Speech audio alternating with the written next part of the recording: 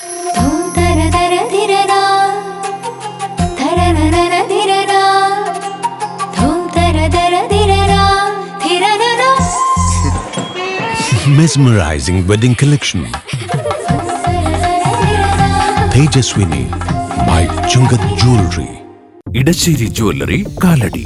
ഏറ്റവും കുറഞ്ഞ പണിക്കൂലിയിൽ ലൈറ്റ് വെയ്റ്റ് 916 സ്വർണ്ണാഭരണങ്ങൾ ലഭിക്കുന്ന കാലടിയിലെ ജനപ്രിയ jewellery Edasseri jewellery Kalady.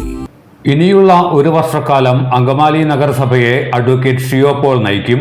ചെയർമാനായിരുന്ന Mathew Thomas രാജിവെച്ച ഒഴിവിലേക്ക് ഫെബ്രുവരി 6-നാണ് തെരഞ്ഞെടുപ്പ് നടക്കുന്നത്. UDF-ലെ മുൻ ധാരണ പ്രകാരം അഡ്വക്കേറ്റ് ഷിയോ പോൾ ചെയർമാനായി തെരഞ്ഞെടുക്കപ്പെടും.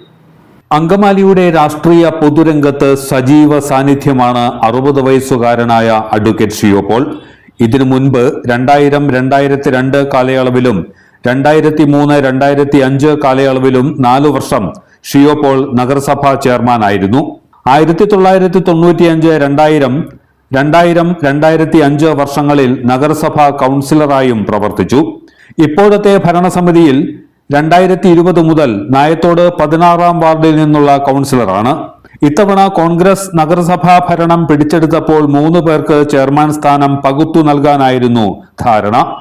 ആദ്യ 2 വർഷം റെജി മാത്യുവിനും പിന്നീടുള്ള 2 വർഷം മാത്യു തോമസിനും അവസാന 1 വർഷം അഡ്വക്കേറ്റ് ഷിയോ പോളിനും നൽകാൻ ധാരണയായി. ഇതുപ്രകാരമാണ് മാത്യു തോമസ് ജനുവരി 20-ന് രാജി സമർപ്പിച്ചത്. പുതിയ ചെയർമാന് വേണ്ടിയുള്ള തെരഞ്ഞെടുപ്പ് ഫെബ്രുവരി 6-ന് രാവിലെ 11:15-ന് നഗരസഭാ കൗൺസിൽ ഹാളിൽ നടക്കും. UDF സ്ഥാനാർത്ഥി അഡ്വക്കേറ്റ് ഷിയോ പോളിനെതിരെ LDF സ്ഥാനാർത്ഥിയും മത്സര രംഗത്തുണ്ടാകും. നിലവിലെ 30-അംഗ ഭരണസമിതിയിൽ UDF 15, LDF 10, BJP 2, സ്വതന്ത്രർ 3 എന്നിങ്ങനെയാണ് കക്ഷിനില. 2 BJP കൗൺസിലർമാർ തെരഞ്ഞെടുപ്പിൽ നിന്ന് വിട്ടുനിൽക്കും. 3 സ്വതന്ത്ര അംഗങ്ങളിൽ ഒരാൾ UDF-നെ പിന്തുണയ്ക്കും.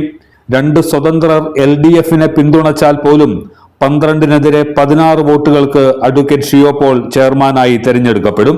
തദ്ദേശ തെരഞ്ഞെടുപ്പിന് 1 വർഷം മാത്രം അവശേഷിക്കെ വലിയ അസ്വാരസ്യങ്ങളൊന്നുമില്ലാതെ 3-ാം ഘട്ട ചെയർമാനെയും സ്ഥാനമേൽപ്പിക്കാൻ കഴിയുമെന്നതിന്റെ ആശ്വാസത്തിലാണ് കോൺഗ്രസ് നേതൃത്വം.